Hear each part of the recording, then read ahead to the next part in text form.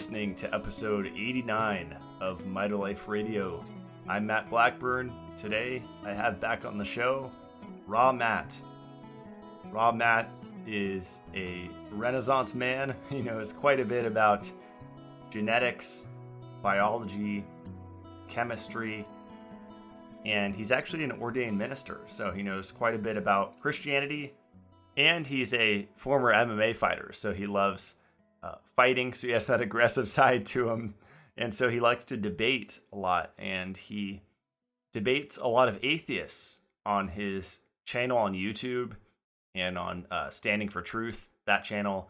They have a lot of creation versus evolution debates, and I think this is a really practical, logical way to bring people to God, because if someone's an atheist and they don't believe in God, then I think it's beneficial to produce scientific evidence of the Great Flood, of the existence of Adam and Eve, and kind of breaking down the Big Bang Theory, Charles Darwin's research, fossils, as we talk about in this interview, and just breaking down those arguments from a scientific standpoint, because I believe some people will just shut off if you talk about things from the Bible, because they don't believe that the Bible is the Word of God. And so I think it's only logical to appeal to reason and logic, which the Holy Bible, especially the King James Bible, is perfectly congruent with. The Bible and science are perfectly congruent. They can mesh, and they do mesh. So even though this is a mitochondrial-focused natural health podcast, I like having shows once a month or so talking about Christianity and having more of a philosophical discussion, because I feel like a lot of other natural health podcasts have so many new age philosophies interjected into the health conversation. They're talking about physical, biological health, and then there's talk about manifestation and meditation and energy work, and all of these things are dangerously infused into the conversation. And so my goal with Mitolife Radio is to hopefully win people over to Christ and basically go soul winning, as Pastor Steven Anderson calls it, and save souls, literally. So I think that this type of information is just as important as the physical health information, and I believe that they go hand in hand. And just a disclaimer, in the first interview, if you've listened to all my podcasts, Raw Matt is a fruitarian, and so that goes against a lot of what I share. I mean, it's still sugar and carbs, which I promote, but there is no protein in it, which he and many others think is a benefit, that you can have too much. So we differ, and that's a beautiful thing. Just like a lot of my previous guests, it would be a very boring podcast if we're just in agreement on everything for every show. And I don't want to be another one of those podcasts, because those are a dime a dozen in the health community: carnivore podcast, keto podcast, you name it. They would never have someone like Dr. Raymond Pete, PhD, or Georgi Dinkov, because they would completely dismantle every carnivore keto argument that they had. And a big inspiration to have this podcast on creation versus evolution is because a lot of the carnivores will talk about evolutionary biology, and in the fossil record, you'll hear those two phrases, terms being thrown around constantly in reference to what humans should be eating today. And to me, that's absolutely insane. it's irrelevant, and it shouldn't be a part of the conversation because we cannot live like our ancestors today. That's obvious. And the primary reason for that is stress, and not just psychological stress. I'm talking about non-native electromagnetic fields, NPK fertilizer, grown produce, which is a stress, acid rain, bathing and drinking daily, even health nuts, that's a stress. And you just stack and stack, and I mean, dirty electricity, we can just go on forever, aluminum everywhere. And stress is the perceived need for sugar. And so with increased stress, we need increased sugar / carbohydrate. I'm using those terms synonymously. And so that's a big area where Matt and I agree from a physical nutrition standpoint, is the importance of sugar, carbohydrate, and glucose, which Matt goes into a little later in the podcast. So here it is.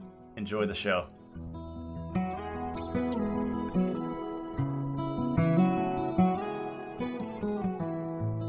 All right, we're here with Raw Matt for round 2. Welcome back to the show. Oh yeah, round 2. Good to be here. Yeah, thanks. The last episode, we talked pretty much all about nutrition. And in this episode, it's going to be a little different because we're going to be having more of a kind of a philosophical discussion, although there's science involved about evolution, like we've been taught in schools, versus creationism, the idea that God or a creator created this place. And it's so interesting because I notice like there's a strong link between dietary beliefs and a belief in evolution. So I look at like the carnivore diet that's trending right now, and all of their leaders, always in every single interview, it's always bringing up ancestral health or evolution, or the way we evolved to eat. And I have friends in like the pro sugar, pro carb community that say, who cares what our ancestors did, because it doesn't apply to today. So there's multiple arguments against living like our ancestors, right? For sure.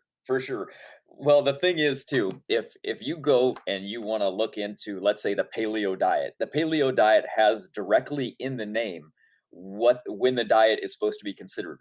So it's called the Paleolithic diet. It's just abbreviated in paleo. So if you look at the Paleolithic era, what were people? When did they live? Like, what were they doing? Well, if you look at the time period, it's the time when they believed that Neanderthal and Denisovan existed. These are the two most recent common ancestors for humanity in their belief system. So these are the ones that were living in different regions of the north. So the lowest they get on the map is probably around like Spain, and they migrate up and get into Russia, and then they kind of go to the west as well, and they go over to Eurasia and down to Papua New Guinea for some of the Denisovan. But you notice something is that they're always up in the colder regions, except for when they migrated and figured, oh, Spain, right? But by that time, they had become so degenerate because of inbreeding and isolation, and because of how cold the world was at the time, that they basically bred themselves out of existence because of their lifestyle, right? It's really harsh. They lived in small tribal populations. They were inbreeding, and they eventually destroyed their own genetic line, and they died out. It wasn't because of their diet, which would be ironic, wouldn't it, if it was actually the diet that killed them? Because you're literally invoking the paleo diet as being good for you, but they died out. So what happened? It was either they killed themselves because of what they ate, or the conditions were bad and they became inbred and they died, which is our scenario. That's what we say happened, especially after the flood, right? It created the ice age. So what did people do during that time after Babel? Well, they migrated, they dissipated, they went out. Some people went into Africa, others others went east, others went north. The ones that went north made the biggest mistake that you could make, because what did they do? Well, some of them had to resort to eating what they could hunt and what they could find, because plants weren't growing. And one of the biggest problems with that theory is the Paleolithic people group themselves weren't actually eating the Paleolithic diet that people are eating today. You see, we know what they ate. We can look in their molars and we can find the dentin, and we can find that they actually ate the barley and the grains and the foods that they're saying, oh no, they didn't eat these things. They weren't around. Well, we know what they ate, and of course they ate these things. So I find that pretty funny. And you mentioned the Great Flood. I've been really diving into Noah and the Ark, and I just saw a recent video that I told you about before we started with Ken Ham kind of debating Bill Nye. I think this was it was like a 2017 where Bill Nye, quote, the science guy, was walking through the Ark exhibit. It's like a real life, you know, built to scale by what the scriptures say with the cubits of the Ark. And it's kind of a reenactment of how Noah would have done it with putting two of every kind or the main kinds on the ark. And all this just sounds like fairy tale. I mean, I used to believe it was all BS and made up, when I was questioning my belief in Christ. But there's a lot of scientific evidence for the Great Flood, right? And you go into that on your channel. Oh, there is. There isn't just evidence in like geology, because that's where you would expect to find most of the evidence anyway. But a flood would make a mess of things, and that's exactly what we see. We find dinosaur graveyards, huge, huge graveyards that expand multiple regions where everything is just compiled, mushed up, and crushed all together. One of the biggest dinosaur graveyards of all flows from Florida all the way up to Canada. Right? We have giant boulders that can never have been moved any other way on Earth except for from a gigantic flood. We have massive things all throughout the United States that show multiple examples that there was a flood that flowed through carrying gigantic boulders, huge wave marks that show usually ripples that you find on the bottom of the ocean that are on land today. They actually estimated that the United States was under 100 feet of water. That's incredible. That's really, really deep. But you see, we're caught up in this mindset today where the flood, oh, that's so ridiculous. You can't take waters and go over Mount Everest. That doesn't make any sense. Well, you're right. It doesn't make sense because that's not what we say happened. You need to investigate these things before making assumptions on what you would expect to have happened, because the Bible is actually explicit. It says that the mountains were formed at the end of the flood. So that's also where volcanism really massively occurred, because if you look at the where volcanoes are actually formed and where they actually are, you find them on the ridge. It's called the Ring of Fire. And look at where this Ring of Fire is. And you find that when the continents came to a rest at the end of the flood, they built up that friction and they hit and they created the lava flows and everything that created the Ice Age. And this Ice Age is what we look and when we see in the fossil record, we go, look at the Ice Age that was here. And they assume it was, 15,000 years ago, 10,000 years ago. And that was the end of it, right? But that's not the case. That's actually much more recent. But that's beside the point. What we're talking about is that the actual flood was a real event, and we can find the evidence not just by looking around at the world. We can find it in our very own genetics, and we can find it looking inside of our DNA. And that's where the war is actually won, because anybody can interpret the evidence looking at geology and paleontology that they want. We can both look at something and see two different things in one picture. But when you're looking at the biological evidence, there's no way that you can interpret it wrong. You can try to, but you can't. You have to come up with what we call rescue devices. And that's where we can see low genetic diversity in all life on Earth. Now, why would that be the case? Because everything is very recently went into a bottleneck. You see, they knew that, but they had to invent a worldwide bottleneck for their model because one didn't exist. Remember, evolution has been occurring for millions of years. Then why is there low genetic diversity? Well, something had to happen. So they said, well, after the fact, of course, they found this evidence and then said, well, there must have been a worldwide bottleneck. Okay, well, that's just a rescuing device because that's what our model says. So they keep borrowing from us and renaming it and making it as evidence for them. When it's not evidence for them, it's evidence against them. They didn't predict that. They predicted the exact opposite to be true. So That's interesting. Yeah, it was funny listening to Bill Nye's arguments, and he was so aggressive. And Ken kept bringing up a belief in God, and he kept pointing to this little girl, and he was like, "Are you telling her she's just an animal?" And he's like, "I wouldn't use the word just, but yeah, she's a beautiful animal." It's like, whoa, this is kind of a part of what's wrong with our world to me. Just looking at human beings as just animals, and that is kind of like the crux of the problem, right? Of people believing in, as I'm sure we'll talk about, that everything came from nothing, which is kind of like a mystical, magical belief system, right? Like the Big Bang theory. Yeah, and it goes even deeper as well. It's not our perception on other people. That's also bad from an evolutionary standpoint. That's what Darwin used, to separate races. That's what Hitler used. He used the word evolution 180 times in his own book. He used it to separate races and to cause division. But the worst part about it is what it does to the individual and the person's mind. Atheists have a tendency to all believe one thing, right? They all believe in evolution, all of them. So now the thing about creationists is we can believe in evolution and creation. Christians can say, well, I guess maybe God used evolution, right? They don't understand the subject well enough. So they just say, well, maybe God just used evolution. I guess that's okay. But see, they still have an understanding that God could have done it. And they still have a higher mindset that they were created for a purpose. Evolution takes that away. So atheists have a tendency to lead the world in depression, medication intake, suicide, and school shootings. Now, there's a reason for that. It's because it's destructive mindset to have, right? If you believe you're nothing and everybody's just an animal and you're just an animal, life has no purpose, well, it doesn't really matter. So if I'm offended, who cares if they die? Morality doesn't exist. There's no such thing as absolute. So if I'm offended, I get to do whatever I deem is right and moral because morality doesn't exist. So I guess I make the decisions and I rule my life. So I can end others and I can end myself if life's bad.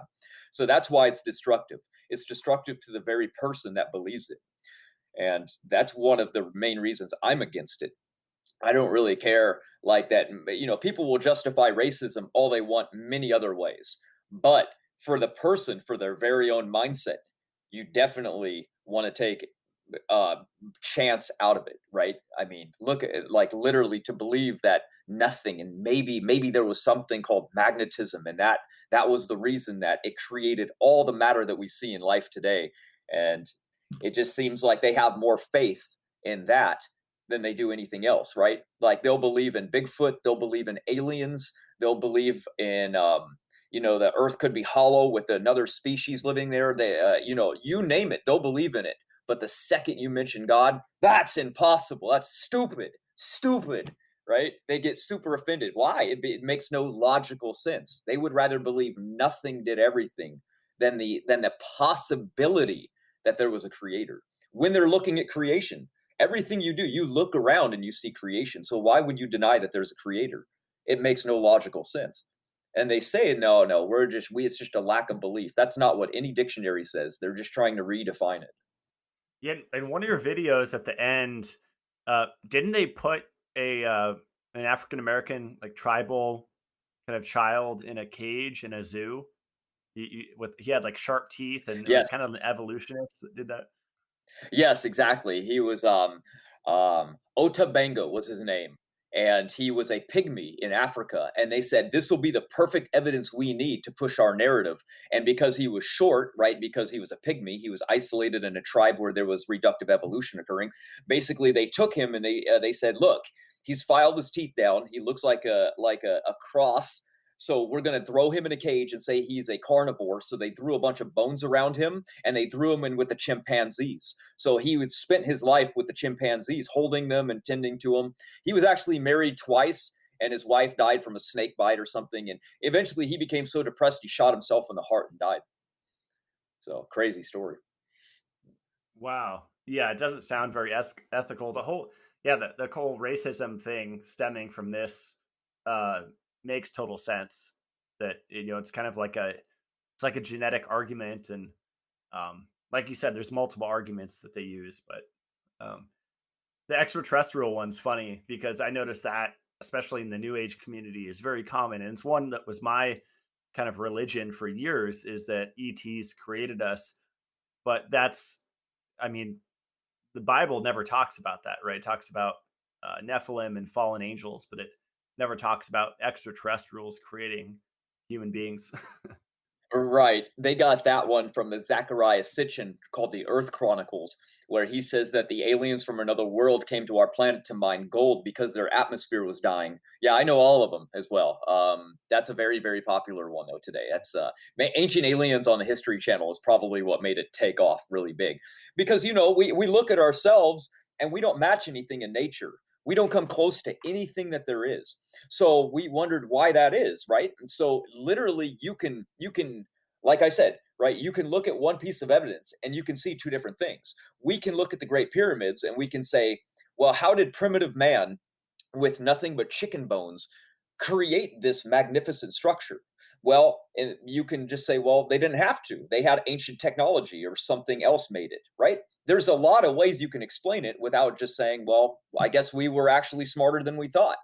So there's lots of reasoning that you can have for the same type of evidence, right? So when we look at something, we go, I wonder what the creationist perspective is. And that's a really good perspective to have because it opens up an entirely different viewpoint and field. Yeah. And I think looking at the Holy Bible as the Word of God and as the truth, that kind of ended my searching, and it kind of brought me a lot of peace just to say, oh wow, this is it. I don't have to keep reading websites or channeled material or going to lectures or conferences.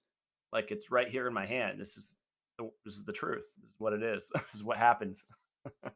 Yes, exactly. See, that's the one thing that we can trust with scripture is that, yes, we know that there's poems, we know that there's allegories, we know that there's parables, we know that there's laws, and we also know when there's a story and when there's not a story. And we look at Genesis and we see, okay, is this history?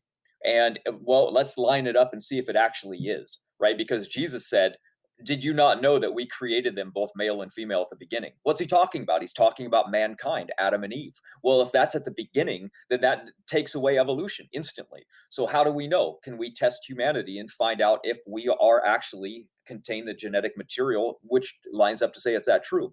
Is it true that we all descended from one male lineage? Yes, there's only one Y chromosome going back to one human, one male. Is there one line for females? Yes, and it only goes right back to what they call mitochondrial Eve, but they use the phylogenetic assumption method to estimate her dates because they assume the fossil record to be true. We look at the biological evidence, the mitochondrial clock ticking inside of us, and we see that she only lived a few thousand years ago. So again, it comes down to your perspective. What do you believe going into your interpretation? Do you believe that evolution is true? Because we were all indoctrinated to believe it was true. I sure was. So when you go and you look at something and you go, well, aliens are the only reasons that the pyramids exist. That's all I have to go with. Well, I can't even accept evolution and I can't accept creation. You see what I mean? You're left with only one perspective. And that limits your view from seeing another possibility. So you can't be like that. You can't be dogmatic. You can't just say, well, it's just mine and that one's completely wrong. Look at all the evidence and you'll quickly realize that scripture is actually history. It's amazing. That's awesome. Well, we have so many questions, so let's jump into the Q&A. Someone asked how the so-called discovery of evolution came to be. Evolution goes back to the a very long time ago. They talked about the primordial soup in back in Rome, and then it funneled down and came later. It was only popularized more recently by Darwin. He's the one who took it from his grandfather and really just said, I'm going to take the money that's being funded to me by my cousin, the Rockefellers, and they are paying me to create an unfalsifiable model. So what I'm going to do is I'm going to take what my grandfather did and I'm going to take what Lyle did and I'm going to combine this. So he took his funding and his new hatred for God, because remember, his daughter had just died. So he was very upset at God for this. So what he did is he said, I'm going to murder God. He actually said that in a letter. And what happened is he went out of his way to create this narrative that says the earth is old, like Lyle, because remember, Lyle, his goal was to remove Moses from the science. So everybody believed that the flood was true and that the earth was young. He came along and said, I want to get rid of the Bible. I need to remove it because he hated it, right? But he was just a lawyer. So what he did is he invented the geologic column, knowing really nothing about it. And today it still stands. Well, Darwin took that and went another step further. And he said, let's move this into the biological world as well. And he goes, we see change when we look at animals. We can see speciation, basically. He said it's a very slow process, though. Very, very slow. We won't even be able to really see it. We'll find the intermediary species later. But we are going to assume that birds probably speciate one time every 3,000 years. That was his prediction. What did we find today? We found the exact opposite. There's one new bird species every 3.3 years. So what he assumed to be true with his limited knowledge on biology has been completely overturned. Remember, he drew a single tree of life and it was branching out into everything. Today, they believe it's a 3-tiered domain bush of life. So already it's been falsified multiple times. But he's the one that pushed it into the limelight.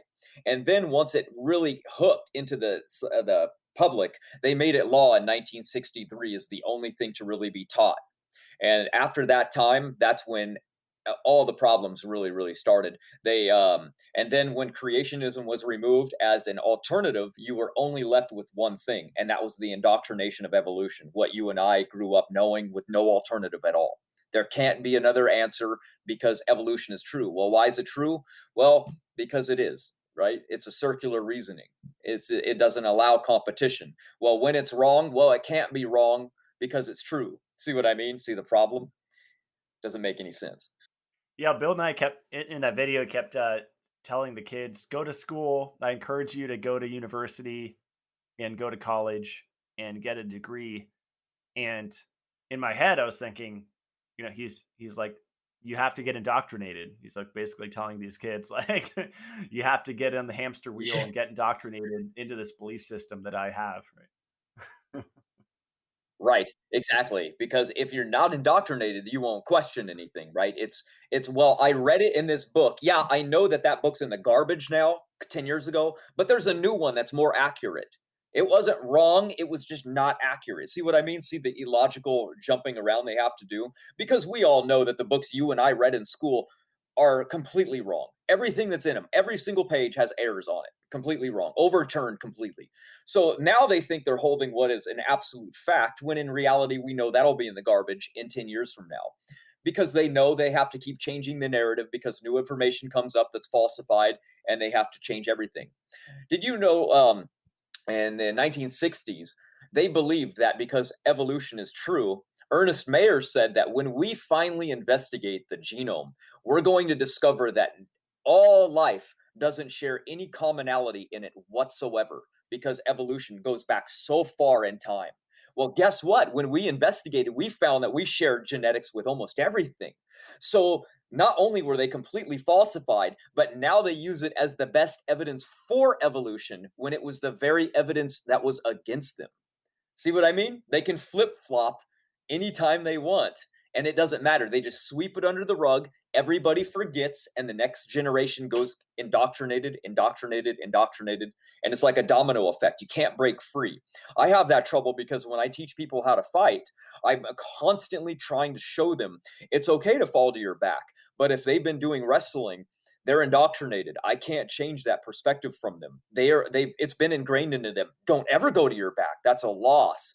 I'll be pinned. I can't fall to my back. So now I have to untrain them, unindoctrinate them. And that is so hard to do. It's actually easier to just walk up to a random Joe Schmo in the street and say, hey, come here. I want to show you some stuff. He'll learn it much quicker, much quicker. It's like you can't teach an old dog new tricks. Is that? Exactly. It's much harder. Once they've already learned, you have to untrain them. Very hard. That's interesting. What are your thoughts on the actual age of this Earth and humankind? And someone asked, how old do you think the Earth is? I go by the Usher's chronology, but I also mix it with uh, the scientific evidence that I found. So what we do is we kind of date back using scripture into when Adam and Eve were probably, bearing children, because the Bible is very specific on how old people were and how old they were when they had children. So what a guy named Usher did is he came along and he started doing the mathematical calculations to determine how many generations ago is this? How many ago did this happen? So we track back to Noah's flood, and you get about 4,500 years ago. Then you track back the 10 generations all the way to Adam, you get another 1,500 or so years. So you get about 6,500 years ago is how old um, humanity is in all life. Now, remember, everything was created in about 6 days, so we don't know how long Adam actually lived before sin. So, give or take a couple hundred years before there was a fall, maybe. We just don't know on that area, but sometime around 6,500 years ago. Now, the only conflicting thing that you would actually find is with the radiometric dating. And I tell people that's been completely overturned recently, so don't really worry about that one. But I'll explain why, because it's probably the most important thing. Because if anybody ever wants to know how old is the Earth, they go to one area and they go to radiometric dating of radiometric elements and rocks, right? So if I just say, oh, it's just that's been overturned, that's not a good answer for you. So let me answer it really, really quickly. Here's what happened. When we believed that when the elements were created at the Big Bang, what happens is that you take uranium, for example, it's a heavy element, and it would be full of radioactive elements. And then it's completely full. And then all of a sudden, half of those elements decay, half of those isotopes dissipate. It's called the half-life. So now you're left with half of the original size. Boom. And then the half-life of that decays in a couple million years. Boom, it's thrown off. And now this size is now the size of my fist. And then in another couple million years, that half-life is gone. And now it's smaller, right? And it's a continual process because when we look at it, it's consistent.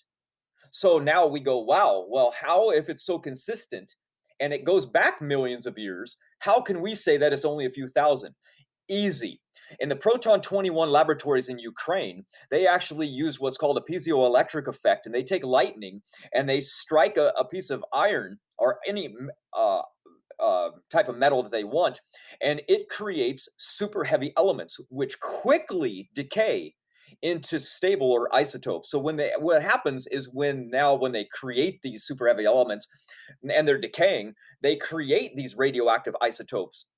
So like, let's say potassium or uranium, for example. So now all of a sudden we have uranium, but it decays extremely fast. What we expected that long half-life to be originally doesn't happen. They kick off those half-lives rapidly, and then all of a sudden it cools down and they stabilize. So they test an element that was literally formed 3 days ago, and when it's tested, it actually has already thrown off multiple half-lives and dates millions and millions of years old. So you can't say that the element's millions of years old when it was actually created 3 days ago. See what I mean?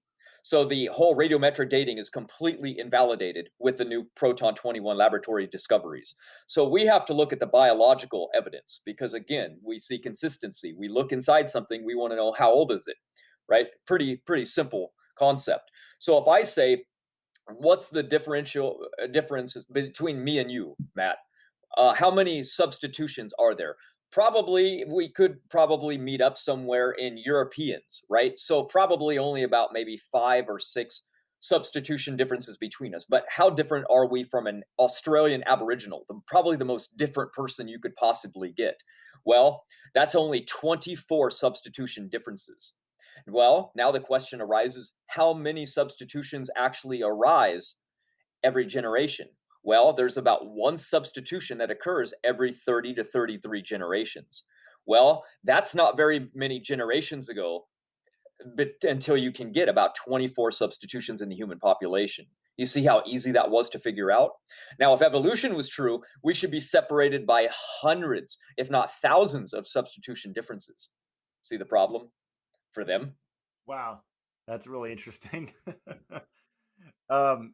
Someone's asking, what about um, fossils? They said Big Bang Theory, Charles Darwin's research, and fossils. You kind of touched on the first two a little bit, but you've done some videos on fossils, right? And that's not really Yeah. accurate. No, here's the thing about fossils. What you're looking at is real simple. You go to the deepest layers, what do you find? Aquatic life. What's the first to die in a flood? aquatic life. You find the immovable animals. You find the trilobites that can't outrun a mud. You find um the oysters. You find the things that are immobile that can't outrun mud that's going to cover them. And then you find the higher, a little bit more aquatic life, the fish that were trying to swim for their lives that couldn't do it. And then, you find the ones that can float like the whales near the top because they're mostly fat and blubber, right? And then all of a sudden, you get onto land life, and again, what do we find? The ones that could run uphill and get away, that's what we find at the higher levels. So we're finding exactly what we would expect to find in a global flood. And it just so happens to look like what they believe to be true with evolution. You find the most primordial looking life in the bottom layers because they're the most primordial looking life in the sea, right? They're the most basic life, the ones that can't move good, an ancient trilobite, an oyster, right? These little like worms. Worms burrow down when they are in trouble. So they burrow down, and guess what we find in the lowest layers? Worms. It's because they burrow down. It's simple logic, right? But they think that the worms are our most ancient ancestors because evolution is true and we descended from worms, right? It's one of their major theories. But that's not the case. What we're finding is basic, obvious logic of what we would see in a global flood. And if you're thinking like, well, how come we don't find humans with these things? Well, remember, there was only 10 generations of human beings up until the flood, and there weren't very many, and they only lived in the region what we now deem as the Middle East. How many excavations are going on in the Middle East? Nothing. It's a war-torn country. It's very dangerous to go there. First of all, they're not very looking. And secondly, we actually have found a lot of crazy evidence. Matter of fact, almost every missing link that they found modern day humans next to them now. And, Homo habilis, Australopithecus, they found that they are all jumbled together, but yet we have supposedly descended from these in a linear fashion. That's all thrown out of the park now. We found everything jumbled up together. So the fossils don't really portray the story that they want you to. It's actually evidence for our story. Way better. Wow. This is a funny one for my friend Dio. Why didn't we evolve from water creatures? Why didn't we evolve from a fish amphibian, even though we look like a fish through pregnancy? No, they actually do believe that. Remember, that's just earlier on. Remember, the split between humans and chimpanzees happened 6.5 million years ago. The aquatic split was hundreds of millions of years before that. That's why they say we contain a subcutaneous layer of fat underneath our skin, right? Because chimpanzees don't contain that. So why would we? That's what aquatic mammals usually have. So they actually do say that cladistically we're monkey fish. So That makes sense. yeah, Someone asked, "What gets are your better. Yeah. thoughts? What are your thoughts on old Earth creationism?" Old Earth creation, it was just an idea that they try to mesh with evolution because they don't really. I don't know if they really have the scientific backing or understanding to say like, well, we can defend young Earth creation. They just say, well, I mean, if the scientists say evolutionists are true or evolution is true, and they're the vast majority, then I guess it's true because I don't know how to refute it. You know what I mean? It's just like it's a backup. You don't have to say anything to defend it. Like really, there's no argument. You can just say, well, when did God create the earth? I don't know. Could have been. Who cares, right? It's like that can literally be their argument. But they have a little bit of trouble because if they actually believe that God created Adam and Eve, you have to ask them, like, well, when was that? I've never met one that can actually give you a date. There's no model. They don't really have a model. It's just everybody that's an old Earth creationist literally believes something different. So I believe that they've compromised and they've with what Scripture says, but that's just my own belief because they literally say, well, who cares? Well, I don't. I would think it matters, right? It's our history. We would kind of want to know our history. So um, we can't just go with like, well, whatever. I mean, that's what the Catholic Church did, right? They said, well, the scientists said evolution's true. So guess what? Evolution's true, and God used evolution. That's what they did. Every Catholic believes evolution is true, right? They don't have a model. They just say, well, whatever.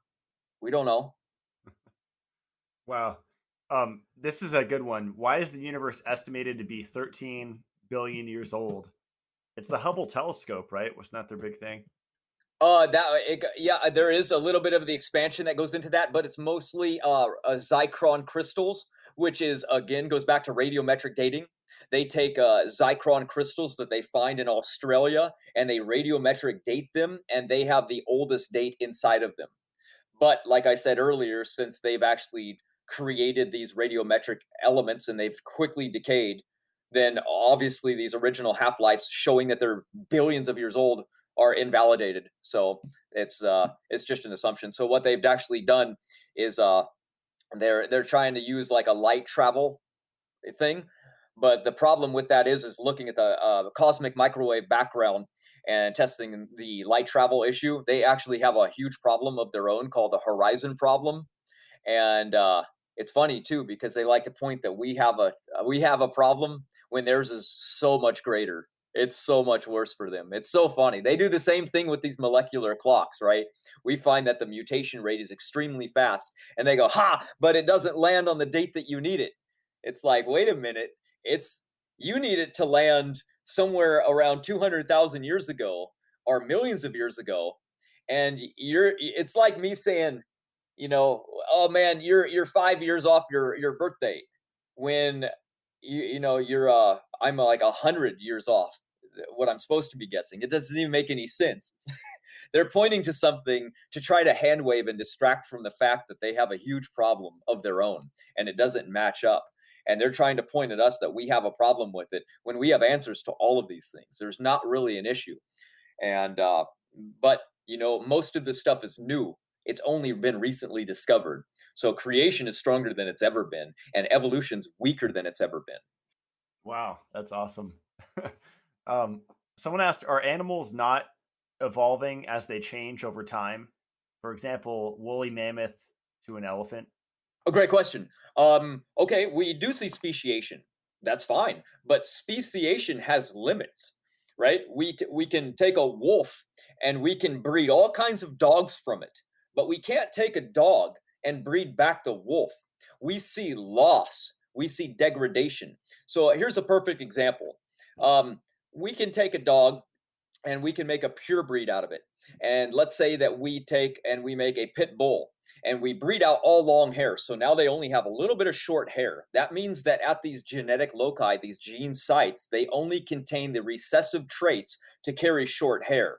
So they no longer carry the dominant alleles or any allele for that matter because they're homozygous at these gene sites to ever grow long hair again. They get forced into this region. So that's essentially what happened with mammoth, right? They were a species of elephant that were on the ark. They got off. They went north. They had dominant traits for very long hair, which was good because they were living in the cold. They died out because they lived in the tundra, right? You don't have much food there. So just like the humans that migrated there, that they call Neanderthal, they died out as well because it was a bad choice. And so what happened to these, we're left with the recessive traits. So yes, speciation is occurring, but it always falls within a very selected group and nothing really deviates outside of that. So this is where their philosophy comes in. They believe because speciation rate can occur, then you can just keep taking speciations back in time and they can overlap. Now, that's a problem that they have as well. It's called the taxonomic boundary paradox. And you got to remember, Carl Linnaeus, who invented taxonomy, he was a Christian and a creationist. So when he said humans are hominids or humanoids, he meant that. He didn't mean that we are chimpanzees or we're related to them. That happened later. That's how they invoked and took their story and melded it to mesh and try to fit their own evidence. But it doesn't match up at all. That's why there's a paradox.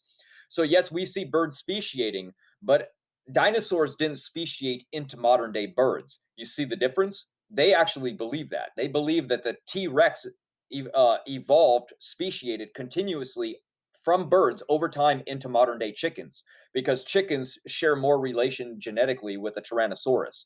So there you go. They believe that speciation has no boundaries and that if you take it back far enough, everything is related. We don't believe that. We say that there are boundaries and that there are clear genetic boundaries. That's interesting. Yeah, one of the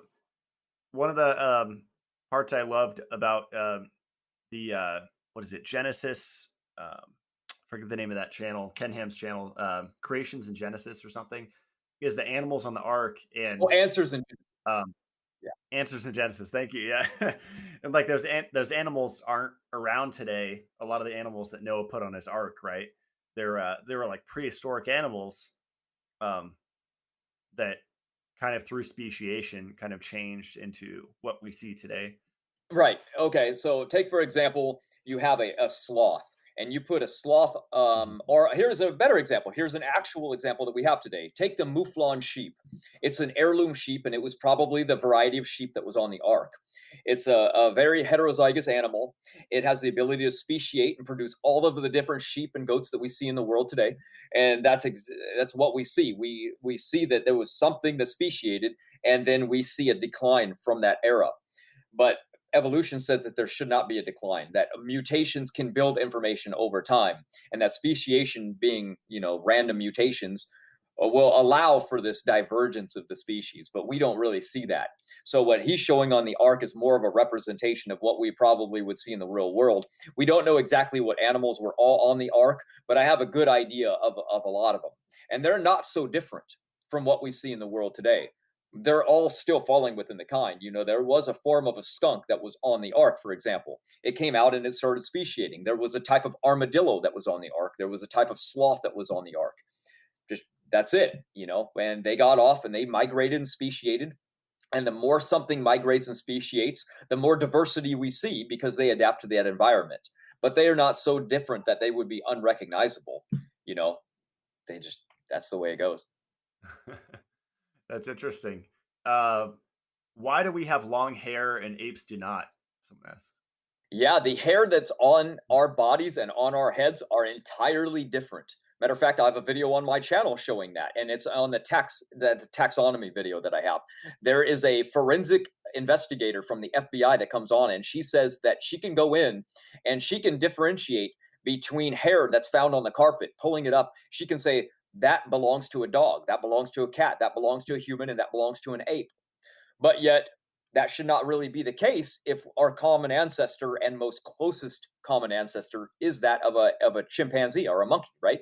Because essentially, yes, we did lose our body hair, but we didn't lose the hair that's on our head, right? We still have the same hair that a primate would have. I mean, what's the point of losing that beneficial hair that they have for our body hair that does nothing whatsoever for protecting us, right? I mean, they don't get skin cancer, we do. Why would that be the case, right? We see completely different things when we look at them compared to us. The hair is completely different. The follicle and the shaft and how long the hair grows.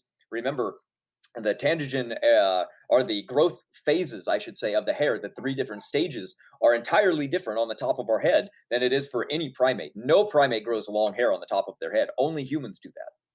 It's very different. Wow. Um, what is an argument why microevolution with bacteria and viruses, for example, don't doesn't prove macroevolution? Does that make sense? Okay, So why because microevolution doesn't prove yeah, yeah, macroevolution? sure. But here's one thing to know real quick. Macroevolution has two different definitions. One is true and one is not. So they try to trick you a lot of times and they go, "So you don't believe in macroevolution?" Well, macroevolution also means speciation. So by saying no, you don't believe it, you've just admitted you don't believe something that you actually see with your own eyes. So therefore, be very cautious. Macroevolution, see how they smuggled that in? They smuggled in something that's true with something that isn't. Because macroevolution, the original definition was large scale change over time. For example, a land mammal walking dog like creature into a whale. That's macroevolution. So microevolution are small, little fragmentary changes, something that we can see on a macro level, for example, just very simplistic changes, very small, very advantageous, things that are minute. And they try to say that this macroevolution now is the same as microevolution. It's just these small changes add up to big changes over time. Again, it's their philosophy. They don't see it. They just presume that it's true because they see the small changes, but they don't see the big ones. So they just say, "Oh, just have faith it happens. Just use your imagination." You don't have any imagination if you can't picture the little changes adding up to big changes. So see what I mean? It's just more ad hoc explanations for their fairy tale. Wow. Um, what can we point to as modern day proof of biblical events? For example, Noah's Ark in Turkey. I'm sorry, what was the first part of that question? I didn't hear it. Oh, what can we point to as being modern day proof of biblical events? Oh my gosh, yeah, a lot of things. They found the King David inscription. They found the Tower of Babel inscription. They found, remember Pontius Pilate when they said, "Oh, he wasn't real," or he didn't ever have anything to do with Jesus. Well, they found that inscription as well. There's lots of archaeological evidence that we can go on. That those are usually the ones that are really good because we can find the stories that they're literally talking about, and we can look at them and say, "Oh, look, those are real people." The Bible's talking about literal history. But the critic comes along and says, "Oh, who cares?" You know what I mean? They can literally just write it off. So it gets a little bit different. I like using statistical probabilities. I like looking at what the scripture says and then what are the odds that it's true. And that's a really good way to do something because that's what all science uses. No matter what field you're in, they still use p-value and it's a statistical probability. So remember, they believe that ancient sheep herders that were ignorant wrote the scriptures. So if that's true, then that would mean that they got future events completely accurate that they should have never gotten accurate. It would be like a child today writing in a diary about the future in 6,000 years from now and getting everything right. That's completely unheard of, especially when it comes to scientific findings. So we have a lot of paleontology and a lot of geographical things. We have remember, people have always cared about heritage. Some people are very good at documenting it because they love their heritage and they want to track it back. They have a king's list that goes back all the way to Noah. I mean, that's incredible. They can track their lineage, their bloodline, all the way back to Noah. That's incredible. That's a huge discovery. So we have evidence that comes in the form of linguistics, genealogies, paleontology, genetics, biology. We have all the evidence that we could need. My personal favorite just tend to land on the genetics and biology, but the paleontology is a really good area because it confirms that the stories that are mentioned in scripture are true. Have you seen the videos on Sodom and Gomorrah where a guy's in the location where it used to be, as scripture says, and he pretty much picks up parts of the earth and it's just crumbling in his hand. It's just like covered in basically proof that it was destroyed. Have you seen any of that? Yeah, I know the one you're talking about. There's a couple of those. Yeah, they find these gigantic balls of sulfur that have been burning, and they can light them today, and they still burn. Yeah, it's incredible. Yeah, those are pretty good. I like that they have the drone footage of it. So they fly over with the drone and show it like it still almost looks like a little city, but it's just completely like white now. You can still see some of like the door frames. Pretty crazy. Yeah. The Mount Sinai is a really good one because you can see where the mountain was burned on the top, but not any of the mountains around it or anything else. And that was the mountain where God descended. That's a really good one. I have a video on that on my channel as well, showing the ancient sites, and you can see that they go there. The Dead Sea crossing was another good one. Um, yeah, they found a lot of those areas. It's really good. Did they find the wheels of like the golden chariots too? Yeah, they left them down there. I don't know if they brought them out, but yeah, you can see pictures of the Egyptian chariots under the Red Sea in that area. Incredible. Ron Wyatt found those. Wow. Wow. Um, Someone asked, is he familiar with the book Genesis, Creation, and Early Man by Seraphim Rose? Oh no, that's a new one to me. I'll have to re-listen to this and write it down. Now, what do they say Yeah, about it? Anything in particular? I have a lot of friends that are getting into Orthodoxy, and I personally um relate to just non-denominational myself because I think you can kind of get lost into denominations. But supposedly it's like the oldest form of Christianity, Orthodoxy. Pastor Anderson, Stephen Anderson, actually has a really funny hour sermon on Orthodoxy, and he says it's ridiculous. And I don't know.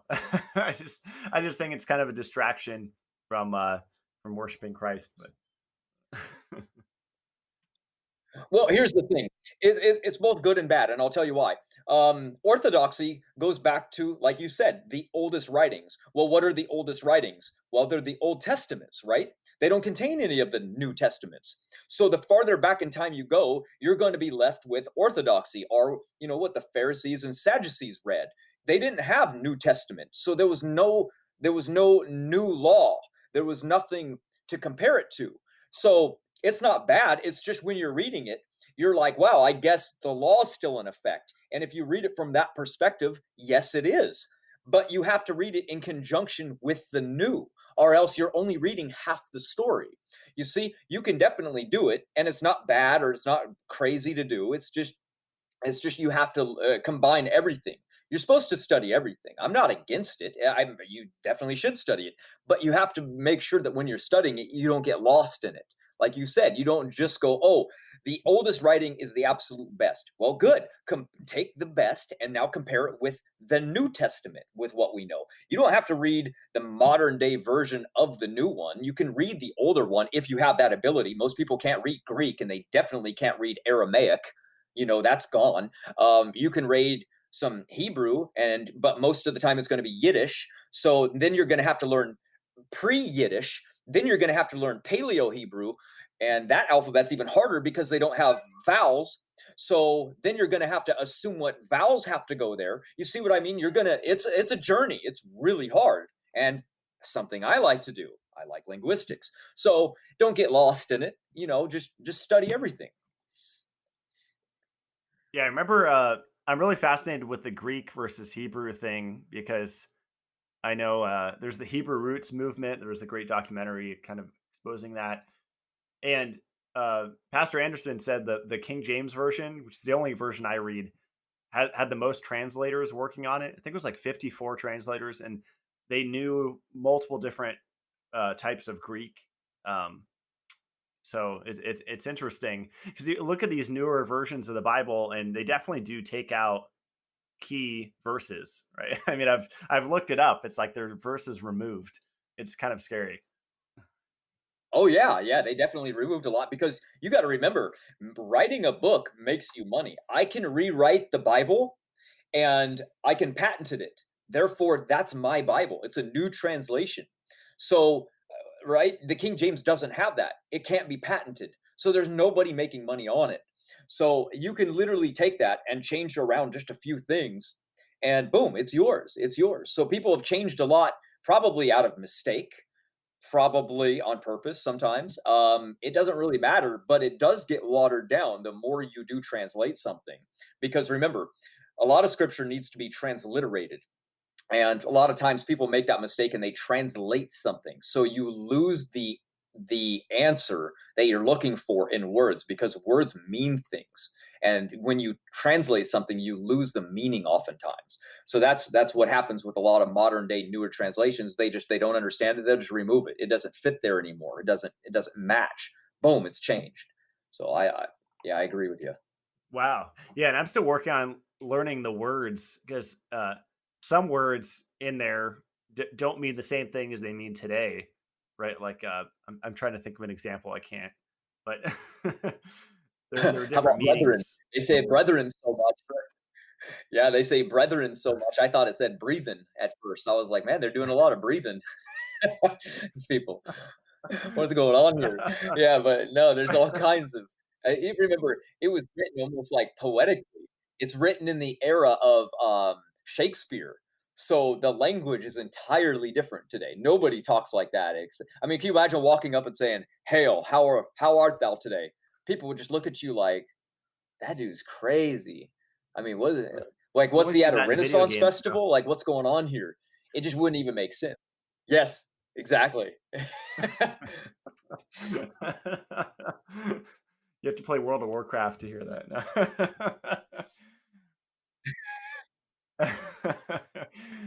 Someone ask him about epigenetics and how that drives species mutation and new species emergence.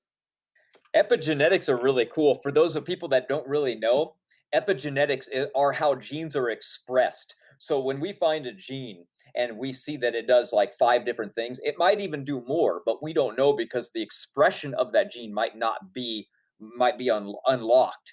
So oftentimes when a person moves into a very high altitude region, like let's say the Sherpa people, a gene activates epigenetically that now is switched on, and it allows your body to carry more hemoglobin and to carry more oxygen, essentially. So now your body stores more oxygen, so when you go and you travel up higher altitudes where there's less oxygen, that's how we adapt to these environments. A lot of people associate it with evolution, but it's not really the factor. Remember, it's you would have to change that gene and its function, right? The gene function would have to change from a land animal into a whale, a land mammal into an aquatic animal. The function of that gene would have to entirely change. That's just one gene. Now we're talking about thousands, right? So genes that are inside of us, we have about 19,000 to 2,150. It's up and down. We're not really sure exactly, but we have around 20,000 genes. Now, a lot of these genes are epigenetically switched on and off based on what we're going to do. And oftentimes, this epigenetic inheritance is passed on to our kids. For example, they took mice and they exposed them to 2 hours of light and then 2 hours of darkness. And that kept happening. And then when they had their kids, they left the lights on for 24 hours and off for 24 hours. And guess what they did? They fell asleep on par like their parents every 2 hours, regardless of the light cycle. So we know we can pass on things like fear and things like stress and things like sleep and good habits. If you smoke, your children might be addicted to nicotine even though they've never tried it because of this epigenetic switch going on in your body. Our genes remember things for about 3 or 4 generations, and then it finally vanishes. So remember, it's always good habits and good practices get passed on. So if you have bad habits and bad practices and bad addictions and bad thought processes, and you do bad things, that can get passed on. Now, it cannot, but that's what epigenetics does. And it's really fascinating because that field of epigenetics opened up and it changed everything, because what evolutionists thought were for the longest time beneficial mutations and examples of evolution are now completely overturned by epigenetics. And we've discovered they're not beneficial mutations whatsoever. They're just genes that are expressed in some people that aren't in others based on where they live and what they do. Wow. Um, what does he think about the whole Galapagos Islands thing with the finches? A great question. I wish I could screen share right now. The Darwin finches were assumed to evolve different beaks, and then what they found is that the beaks actually change based on the season. In winter, they get shorter, and in summer they get longer. It actually changes within their life, not even over generations. So we're talking about finches that they thought were going to be great evidence of evolution based on these birds evolving based on what's going on the island. But in reality, when they're these finches, like I just said earlier, they speciate within 3 to 5 years, if needs be, on that little tiny island. So if they're speciating in a little tiny area that much, imagine how much speciation is going on throughout the world. Remember, Noah probably brought on the boat 450 different bird families, and those started speciating. It's exactly what we would see in the world today, around 10,000 species, right? The numbers are in our favor. If evolution were true and we see these exact same numbers with the speciation rates of 3.3, let's just say 3, you take that back 200,000 years ago, even if you go down to one bird species in favor of evolution, well, what's 200,000 times 3? The numbers don't match at all. Even if you cut the numbers in half from extinction events, we're talking about hundreds of thousands of bird species we should find, and we don't find that. So the Galapagos bird, which was evidence for evolution, is now evidence for creation instead. So it's hilarious, really. Wow. I had a couple people make statements. I haven't looked this one up. Someone said there's a nuclear reactor in the Gabon Republic that's 2 billion years old. You ever heard of that? Okay, they're probably talking about one of the ancient aliens, right? One of the episodes of Ancient Aliens, probably something newer that I haven't seen yet. But when they're talking about natural reactors that they're finding, they usually are talking about some radioactive element that's in a particular area where it probably shouldn't be. For example, when we find vitrification in India of cities, well, what causes vitrification? Something usually radioactive, something atomic going off that actually is hot enough to melt stone, right? It vitrifies it, it burns it and melts the stone. That takes such enormous amounts of heat that usually you find radioactive elements around those sites. So they say, look, that's proof that we had radioactive technology back then, and that's proof of pre-human existence going back millions of years. And we that wouldn't that be funny if they found that, because that would completely overrule evolution now as well, because now you got humans living before dinosaurs building radioactive you know uh, domes. It's just I don't know. I highly doubt that's actually what it actually is. It's most of the time exactly what we find when we find these ancient areas where something happens, like a meteor hits, right? It brings in radioactive elements. It hits, it's super hot. It creates, remember what I was saying with piezoelectric effects. What happens when lightning hits and strikes different things? Well, when you get these effects, when something that cataclysmic happens, you're also creating new heavy atomic elements. You're creating radioactivity. You're creating crazy things occurring. So always something to be aware of. It's funny you brought up dinosaurs, because that was the next question I was going to ask you. Someone asked, dinosaurs, where do they fit into the story? Do they even exist? Um, Creationists believe that they coexisted with humans, and that's where a lot of these like theme parks get made fun of, right, by the national news and whatever, because they'll have humans riding dinosaurs, and Bill Nye laughs at that, and it's kind of makes it into a joke, right? Well, yeah, I highly doubt we rode them. I mean, they were vicious creatures if you look at them in the fossil record. We live so far away from them. The Garden of Eden was mentioned to be on a plateau, and the garden and the rivers flowed from it. So humanity was probably created in a place that was safe, and dinosaurs were like other animals. They were created other places. And I'm sure humans, being smart enough to look over and go, I'm not going to get anywhere near that thing, that's probably what they did. We just stayed away from them. Makes sense. And what do we find when we look in the fossil record? We go right up to the KT boundary. We find the KT boundary, and dinosaurs live right up until there, and then they're dead. That's the flood, and they're gone. That's it. Dinosaurs lived with man up until the flood. They were erased. They died out. Problem solved. And what do we find? We find dinosaurs go right up to that exact KT boundary that we see, that they believe was a meteor that killed the dinosaurs. That we say no, that KT boundary was actually right after the flood, when the volcanism was occurring. Volcanism threw massive amounts of ash up in the atmosphere. It came back down, created the KT boundary. Boom, there's your iridium. It's not from a meteor strike. It was from a flood. Wow, that's interesting. I always thought it was interesting, like the connection between like Satan taking the form of a snake to deceive Eve and get her to question God's authority and to think for herself, which is kind of like the common theme today in these motivational speakers. But snake, dinosaurs, reptiles. We always hear of reptilians. Have you ever looked into that connection? I've heard about the connection a lot. The one that did it the most was probably David Icke. It comes to mind. He was probably the one that studied the reptilian. He believed that the people that are in the most power have a reptilian connection, and he said that a lot of people are definitely have a reptilian attitude. They use the reptilian part of the brain. They're different functional. They have a different. They don't have the care. And since dinosaurs are reptiles and they didn't care, that they take on those personality traits even more. Yeah, I've definitely heard of it. Of course, I study everything. You know what I mean? I'm addicted to knowledge. But as far as it, as like, again, I wish I could screen share. I got another picture I really want to show you right now, where they said if dinosaurs had evolved into human beings, this is what we would look like. And it shows like a reptilian looking human being. And that is a really popular thought going around right now too, because of how selfish people are and how greedy. It's a very reptilian thing. You know what I mean? They lay eggs and they walk away. They don't tend for them or care for them or nurture them. They'll eat their own young if they get hungry, right? It's a reptilian process, and that's how our world is working. It's the rat race. It's man eat man. It's an aggressive world where we compete with one another, and we're destroying everything, even our own environment. And so it gives off that vibe of reptilian. So I know what you mean, but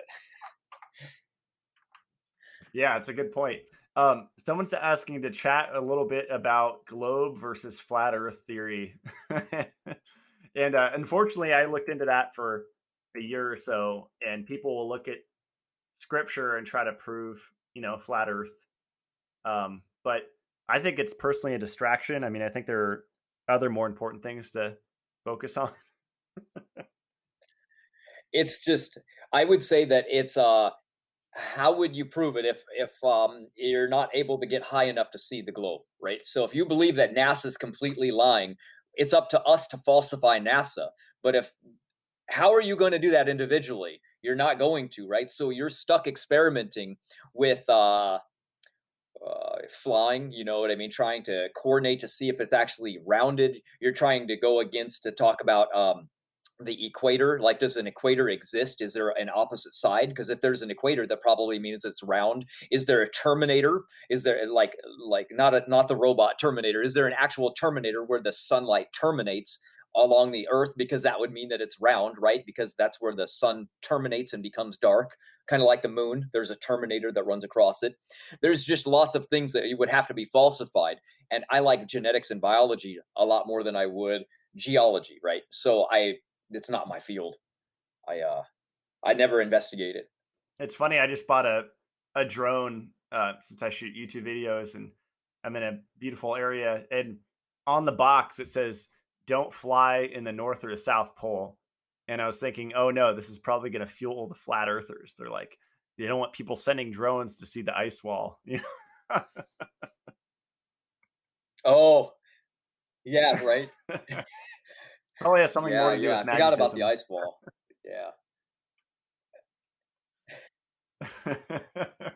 Yeah. Someone asked, I don't know if Yeah. you covered this, Remember, but in what is the, Canada is the highest amount of sorry, go magnetism that there is, right? So they're not worried about gravity. They're worried about mag. in Canada, you said? Oh, go no, go ahead. We're delayed, so over talking. My bad. Go ahead. That was the first one. That's not too bad. Someone asked, what's the logic behind carbon dating? Carbon being in the atmosphere is coming back down into Earth, and you can find the carbon, and the half life of carbon being 5,000 or so years doesn't last very long. So you can find carbon in something recent and test it for a lot of accuracy, as where most things like radiometric dating doesn't work on anything very young. So it's easy to look up, find something carbon based, and test it to how much carbon there was in the atmosphere and what its half life is. So you can test and go, oh, it's just a few hundred years old based on the amount of carbon half life. Because remember, the shorter the half life, the easier it is to test something. And carbon's half life is very small, so it's easier to test. Interesting. Um, Someone asked, how do scientists rationalize the complexity of our metabolism? Um, they they don't really understand a lot. Well, it depends on the type of scientist, of course, but the metabolism is looked at by scientists in general as something that is individual. It's individualized. So they say um, you're not really in control of your weight because it's more genetic. Your metabolism is going to be higher. Right? They say the poor Ethiopians have a fast metabolism, and so when they don't have as much carbohydrates, it's a problem. But Samoans or Hawaiians have a very slow metabolism, so therefore, even though they're isolated, they can get away with eating a few amounts of calories and still thriving. And in reality, it's not really that's not really the case. Metabolism is regulated by how well your organs work, especially your thyroid gland. That's why when people's parathyroid gland doesn't work and your thyroid gland numbers start to get imbalanced, you get hyperthyroidism, right? Your T3 and T4 counts completely regulate how well your metabolism is going to be. That's when people, get cancer of the thyroid and they get chemotherapy done. they all of a sudden drop into what's called a hypothyroidism state, and their thyroid doesn't work, and they gain all kinds of weight because they destroyed the very gland that controls your metabolism. So they're not looking at the body as a whole functioning system. That's the biggest problem. When it comes to medicine, you have to look at the entire body in its whole. And here's the problem again with a thyroid doctor. When they come along and they notice problems with the thyroid, did you know that the thyroid T3 and T4 counts are actually regulated and controlled by how well your liver's functioning? So if you fix your liver, you fix your thyroid, which fixes your metabolism. So they're trying to fix your metabolism, which is at the end of the spectrum, rather than working their way to the root cause of the spectrum. That's one of the biggest problems with modern day science and a lot of people on how they view it. That's me personally. That was awesome. That's a good segue since we're talking about health. I think we're getting to the end of the questions here. This one's about eating meat, so kind of a throwback to our first conversation. Someone asked, "Is eating meat evolutionary or backed by scripture?" And it's my understanding, like the Old Testament, we're vegetarian. I think in the video that I saw of Ken Ham, I'll have to link that below since I keep referencing it, but I'm still kind of studying the other side. But supposedly everyone used to be vegetarian, right? Even all the animals on Earth. And then the new law, like you were referencing earlier with the New Testament, he said, Peter, rise and eat meat, right? That kind of famous scripture verse. Do I kind of understand that right? Like Old Testament was vegetarian before the fall, then after the fall, meat eating started, and animals, carnivorous animals started to emerge. Yeah. Let me see. There were two questions at the beginning. Yeah, Does sorry, meat through a lot of. Is and eating there meat was a part evolutionary? two. Yeah. Did it switch from the Old And Testament to the New Testament? okay, now I know where to go, so I don't lose my train of thought. Okay, we'll go back. Is it evolutionary? Well, remember, they said that eating meat is what grew our brains into what we have today. It's the differentiating thing which made our brains grow much larger than chimpanzees who branched off and went another direction. Because as you can see, our brain cases are huge. Then you look at Neanderthal and Denisovan, their brain cases are even larger. So we go back in time, we see larger brain cases. We what do we see today? Well, we know brain size is still declining. So we have a lot of evidence on our side going that meat was not the driving force, because what does the brain actually require? It's a glucose driving mechanism. So they try to now say two different reasons for the meat doing this. But let's jump back. We say that man was created in a garden and God created us to eat the fruit of the tree. Animals were created to eat plants. Evolution says that no, we became humans because we ate meat. Well, now this is really easy to falsify, right? So now let's take it. So now early man, right? We just split. We just branched off from a missing link common ancestor. And now we're walking along and we found like a dead carcass. Or maybe we killed something somehow and we ripped its head off, right? And we're going to eat it. Now we have raw meat to eat. So now we got to be careful because raw flesh and poultry are the high culprits of food poisoning, probably the highest, right? They have high amounts of bacteria. They have E. coli and salmonella poisoning is extremely high, which can make you very sick, and extremely high risk of parasites. So now you're taking in a food group that's highly risky, which primates today still eat, by the way. They eat meat. They eat each other. They're still carnivores. So why they're not growing a bigger grain is still beyond me. So therefore, they invoke, no, we cooked it. Therefore, what happened one day is man was probably walking along and there was a bushfire, and they smelled meat, and they probably walked over and they found a gazelle or something, and they started eating the meat that was cooked, and that meat was safer, and that's what probably grew our brain. Well, now you have an even bigger problem, because guess what?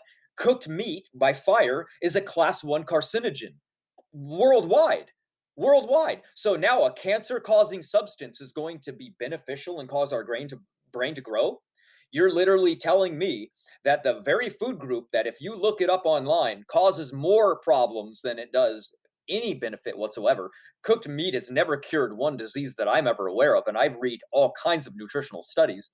You're left with cooked meat being a carcinogistic substance that kills you, is now going to be the driving force of what made our brain get bigger, either through adaptive response from the meat or because the meat allowed us to have and clear up more energy caloric advantage for the glucose to do its job. whatever theory you want to believe, really falls short when you see the destructive content that meat actually does inside the body, right?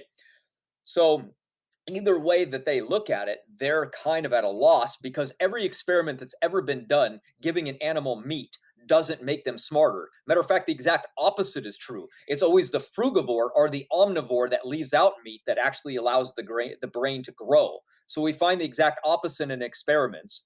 So why they would believe it's true theoretically is still beyond me. But then again, that's what evolution needs. It needs assumption. It needs perhaps it happened. It doesn't need the scientific evidence, because they're going to always go by the story. Because remember, they believe it's true at all costs. It's true whether or not the scientific evidence proves it or not.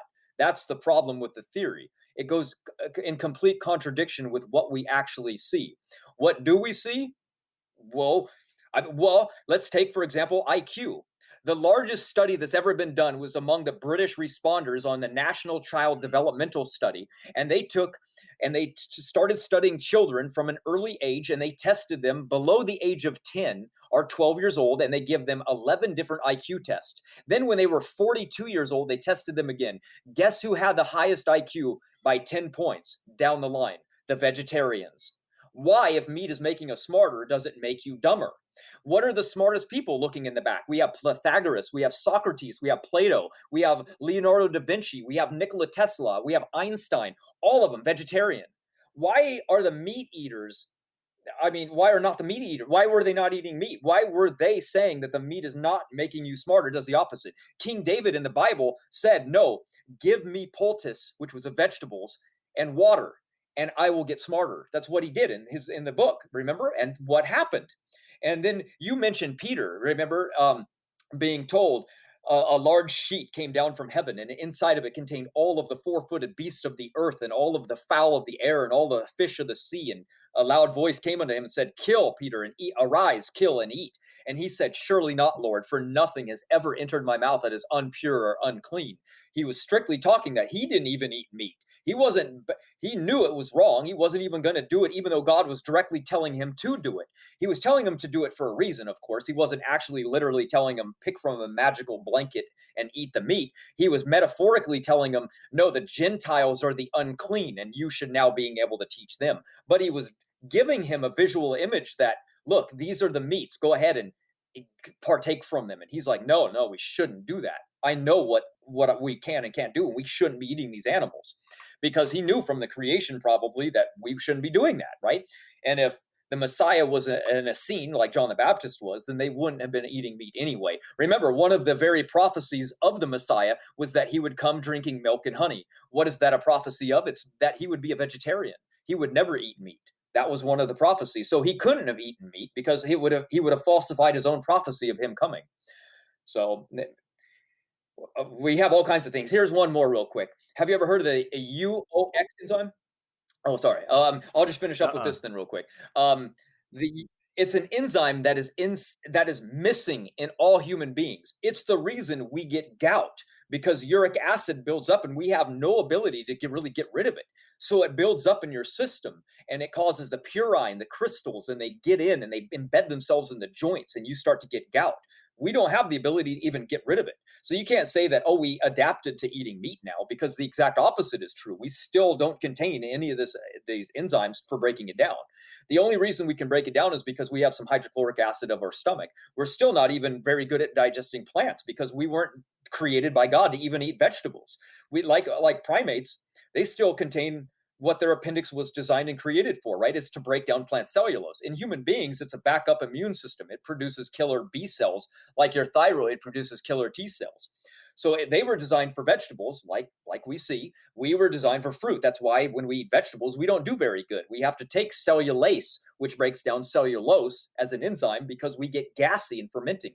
Most animals that are designed to eat plants have 4 stomachs or extremely long intestinal tracts. We don't have that. So just more proof we were designed for something else. The only reason we can eat these other foods groups is because we cook them and we remove all these other anti-nutrients, and we get rid of them in the water that we can pour out or we cook away. That's the only reason we can do it. We can't go outside and pull leaves off that pine. Go eat some pine tree. You know what I mean? Go rip off the pine needles and just have a whole lunch meal on that sometime. You'll see real quick you're not an omnivore. That was awesome. I made a lot of notes here, and yeah, I think with the red meat thing, my my biggest concern is just the cysteine and methionine content, which are proven inflammatory amino acids, which from my research can be balanced with glycine and proline and gelatin, but it's also high in phosphorus, which needs to be balanced with calcium. And so those are like the main two issues that I've seen in my research with meat. Um, but I've seen benefit in adding it back, but I'm always open. So I went back and forth for years trying it. But the one thing I wanted to ask you is John the Baptist. Uh, what I've read about him in the scripture, it didn't say he ate locusts and honey. Like, wasn't he on like an insect and honey diet? Now he was on the locust bean diet. The locust is the word for the Oh, locust tree. It's a carob pod. You heard of carob? It's the look up what carob pod is. It the other word is locust. It's the locust bean. He again. He couldn't have been running around doing that. He would have. They were forbidden from eating anything that was living. Essenes were never allowed to. So, um, but yeah, I mean, remember a lot. We've been doing things wrong for a very long time. Thousands of years we've been doing eating all kinds of things. Our bodies, again, we've adapted to doing some of these things. So there's no doubt you're going to feel good by doing what our grandparents did because epigenetically, remember, we're going to do good with what our grandparents did. That's why some people can tolerate smoking and some people can tolerate alcohol and some people can't at all, right?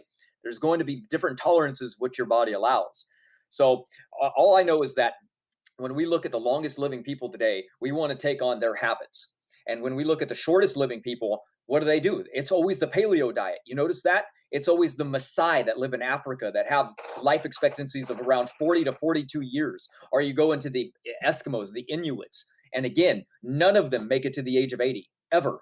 So, you know what I mean? These are the people that are the paleo, the actual paleo eaters. So if you're going to pretend that the paleo diet's good and then ignore the people that are eating in a paleolithic diet, remember, they're eating organic, wild foods. They're not eating store-bought stuff. They're literally hunting all of their own food or they're fishing their own food and they're still dying extremely young. So we've got to be careful and just do what we know actually works, even if it might not be what we think might be good for us right now. So yeah, I just posted a video on Facebook the other day of a 134-year-old woman in South Africa. I don't know if you've heard of her, Cuckoo Maluku. And uh, no. she was on CNN, and she was uh, saying that her diet was vegetables. I think she said spinach, meat, Coca-Cola, and then at the end, she was eating a marshmallow, one of her favorite things, and basically crediting her longevity to faith in God and respecting your parents. And I love with these longevity people, it almost doesn't make that big of a difference. I mean, it matters, but from my research, it's like keeping stress low and having good relationships and a good relationship with God, especially that kind of nutrition and lifestyle and exercise is all important. But it seems like the biggest factor is like keeping stress low. I mean, she seemed just so like happy and chilling. Yeah, which is absolutely true, but here's the worst part is look at the world we're in and how much stress people are under. Look at the scared how everybody is because of the coronavirus. If everything is fear-based. So if anybody listening right now loves listening to the political radio as you drive around, think to yourself, I'm not against it. I'm against it if you're listening to it and it makes you angry. If it does, turn it off and never turn it on again. Avoid the things that trigger you and make you extremely angry. If you wake up and you're mad about a subject, get rid of it because you're removing years from your life for no reason whatsoever. I don't care if it's politics, I don't care if it's your favorite sport team. You should probably get rid of it because stress is the number one factor for disease, like cancers, heart problems, all of it. I always stem back to that. Graying of hair, something that simple, can literally come down to stress. Leprosy was discovered to be directly correlated with stress. That's why some people could walk past a leper and not catch it, and others would. Wow. Yeah, and it seems like cortisol, the stress hormone, Adrenaline's really bad too, but cortisol um, raises estrogen, the stress hormone, and antagonizes testosterone. So it seems like cortisol, in a nutshell, really like shuts off metabolic processes, which makes sense that it contribute to every disease because it's like shutting down thyroid, production, conversion, transport, utilization, like every level of like our metabolism. It's shutting down. Yeah, that's why everybody needs to at least have one good adaptogen. For the brain, I recommend ashwagandha. For the body, astragalus root is very good. You have good recommendations, and also an aromatase inhibitor. You got to make sure, especially if you're a male, we have our number one hormone being testosterone. So what happens is when testosterone gets too high, especially even from cortisol levels, it converts and it becomes DHC, which is extremely harmful to the body. Aromatase inhibitors protect from that. They block that from occurring. So a good adaptogen and a good aromatase inhibitor. I like grapeseed extract for the secondary one, the aromatase inhibitor. But you can pick your own. There's pine bark. There's all kinds. So I recommend everybody probably get on something. I love that. Yeah, I take nettle root pretty consistently, and I feel a benefit from it. Also, vitamin E, as simple as it is a aromatase inhibitor in itself. Um, I did want to ask you one more It question is. on the. Sorry, Dave. Oh, that's okay. No, no, no. Kids playing with a remote control. I can't stop them. 1 second.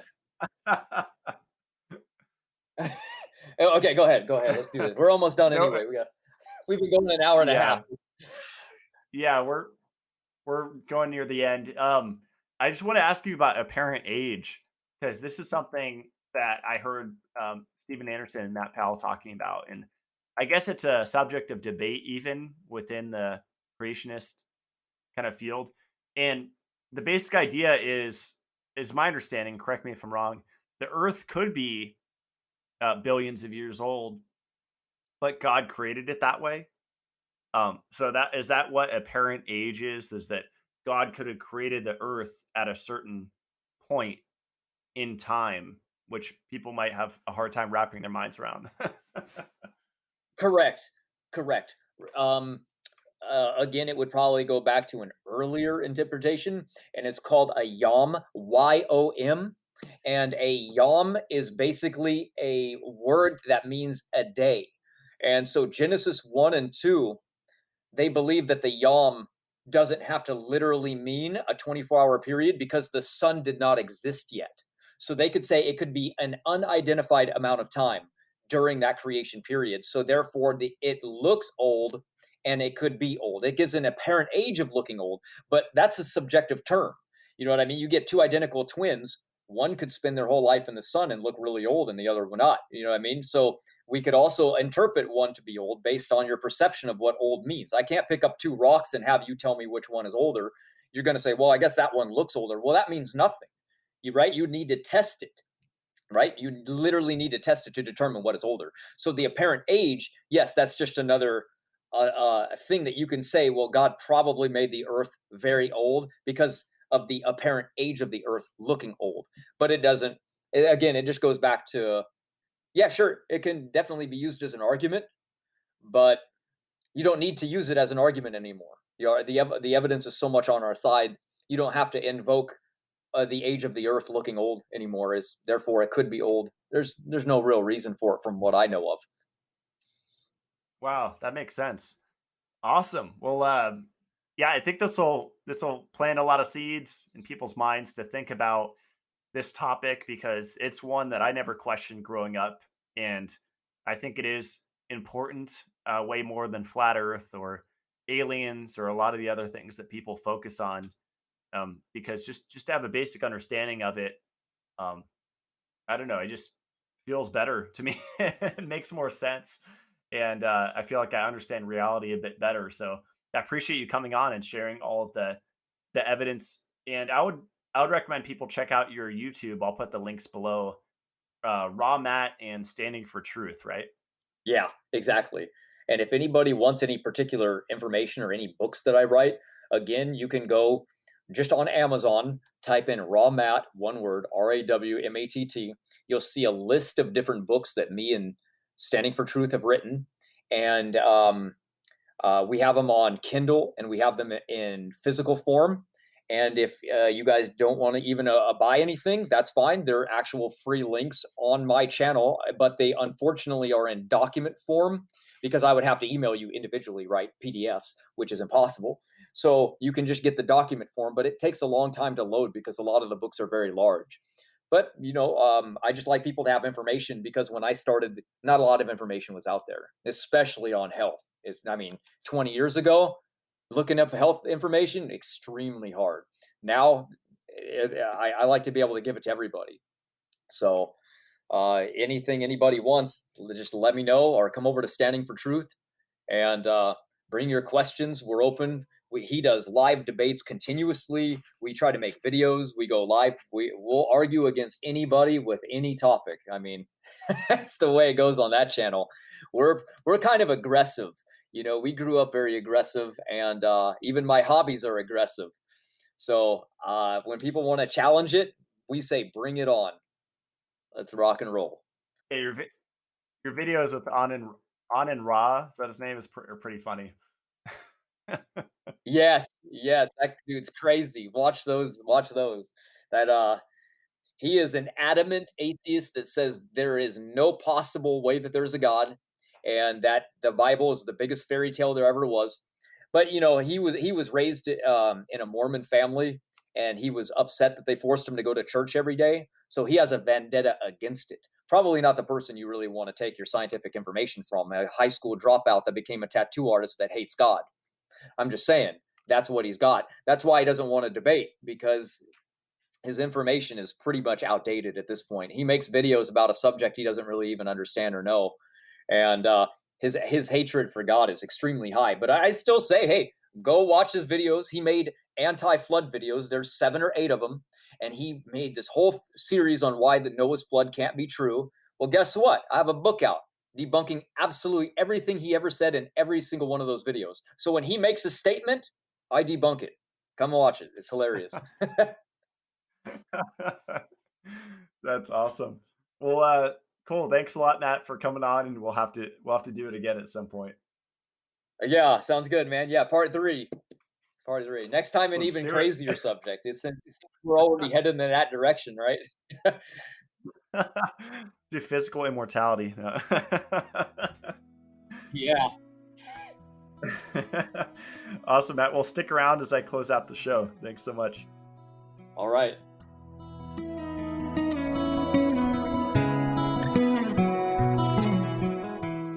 That's it for today's show. I hope you guys liked that one.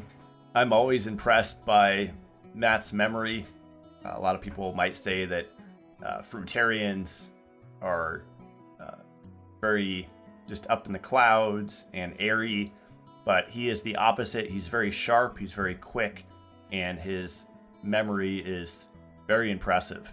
I plan to have a couple more episodes talking about this. I think it's really important, and it does influence people's view of health and nutrition, especially with cutting out carbohydrate, which is the primary fuel of the body.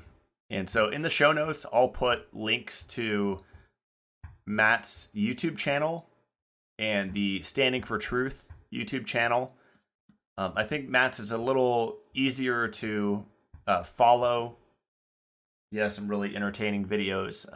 Noah's Flood visual experience is really interesting. Best proof of Noah's Flood, genetic evidence. My favorite one is the best movie explaining Noah's Flood ever made. And I'll post the link to the Ken Ham one that I watched, where he's debating Bill Nye, because I think Bill Nye's facial expression and demeanor and body language just say it all. Really defensive, really anti-God, just kind of this anger against God. It's really interesting to see. So a little update, the Purely K, the Mitolife Vitamin K is finally back in stock and shipping. So if you order that, it'll go out really quickly. And the Vitamin E and the Dissolvedol, the systemic enzymes, are scheduled to be back next week. So hopefully by next week's show, I'll have an update for you, or just keep up on my social media, and I will announce it as soon as I find out. Just a lot of delays with the West Coast fires and the coronavirus. It really hurt the supply chain, and I think that was partly by design, but we're doing our best to work around that. And if you want to support the show, you can go to matt-blackburn.com. I have all my recommended products up there, blogs, recipes, a lot of great information. And my brand is Mitolife, mitolife.co. A lot of great products, 10 years of trial and error, of failing and figuring out what's safe and what's not as far as supplements. And if this is your first time listening, we have a new episode released every Friday, and it's a lot of fun for me to do this show. I learn a lot. I learn the most whenever I ask questions, and I really appreciate all of you guys tuning in and sharing this podcast with your friends. Today's quote is from the King James Bible, Amos 9:6. It is he that buildeth his stories in heaven, and hath founded his troop in the earth. He that calleth for the waters of the sea, and poureth them out upon the face of the earth. The Lord is his name.